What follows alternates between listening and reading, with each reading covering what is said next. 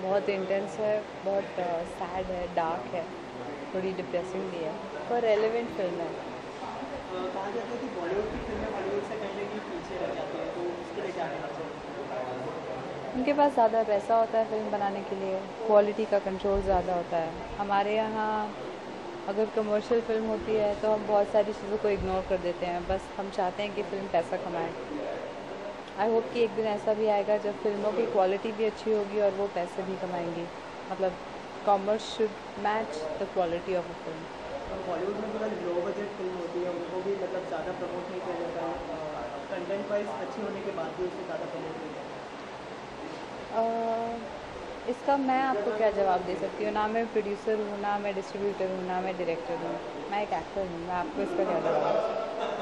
अच्छा, upcoming projects के बारे में जानना चाहूँगा, तमिल के बाद क्या है? हूँ? बहुत कुछ कर रही हूँ, वो तो पहले से ही कर रही थी। अभी आप इसकी बात करो ना, इस फिल्म की।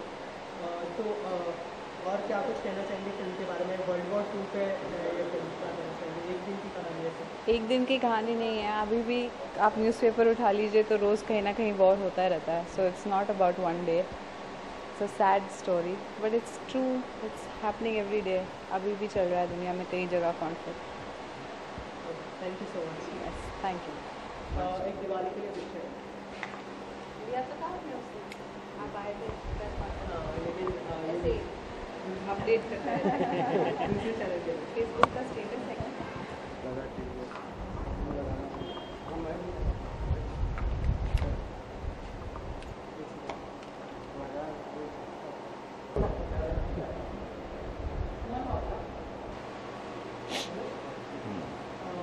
पहले तो फिल्म के बारे में जानना चाहूँगा, कैसी लगी अब तक जो आपने देखी?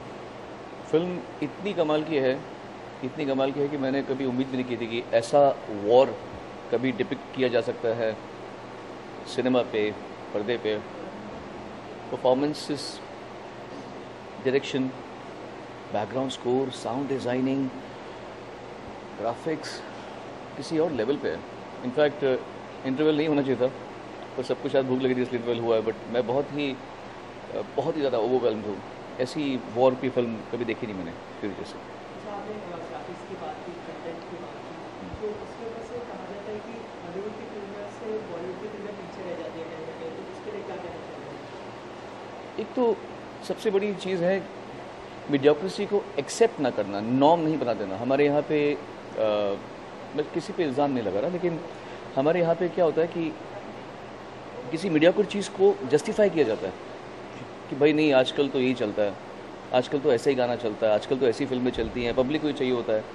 तो हमारे यहाँ एक टेंडेंसी है कि क्योंकि हम एक्सीलेंट काम कुछ लोग करने से कतराते हैं, तो वो मीडियोक्रेसी को प्रमोट ज़्यादा करते हैं कि हमको तो वही समझ में आ रहा है। मैं तो म्यूज़िक की बात कहूँगा, म्यूज़िक में भी ऐसा होता है। मीडियोक्र म्यूज़िक को एक्सेप्टेंस दी जाती है from the people of the business कि आजकल तो बेसुरा ही चलता है, इसको सुर में ले आएंगे, ऐसा कर लेंगे। तो वैसे फिल्म मेकिंग का भी यही सिद्धांत है ऐसे कुछ। और हॉलीवुड में मेरे ख्याल से क्वालिटी पे बहुत बहुत चेक रखा जाता है, कंटेंट पे बहुत चेक रखा जाता है। एक्टर्स तो एक्टर्स हैं ही, ऑफ कोर्स बढ़िया एक्टर्स हैं, इंडिया में बहुत कमाल कमाल के एक्टर्स हैं, लेकिन कहानी क्या है, स्क्रिप्ट क्या है। एक्टर्स कतराते नहीं हैं कि एक अच्छी और इंटेंस फिल्म करूँगा तो शायद मेरा मार्केट डाउन हो जाएगा, तो मैं ईद में फिल्म लेके आ रहा हूँ तो मैं फुल मसाला फिल्म लेकर आऊँगा, या मैं वो लेकर आऊँगा।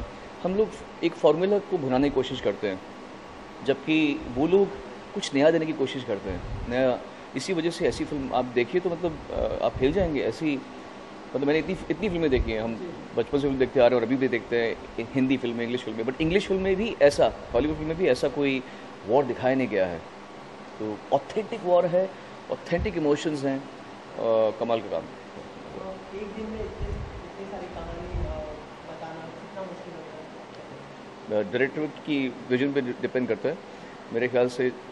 डायरेक्टर को इसीलिए कैप्टन ऑफ द शिप बोलते हैं कि सबसे पहले फिल्म वो ही देखता है अपने दिमाग के अंदर। तो वो एक फ़िल्म देखता है, वो फिल्म बुनता है, उसके बाद में सही एक्टर को लेकर, सही लोगों को साथ में जोड़ जाड़ के वो फिल्म को उसका स्वरूप देता है।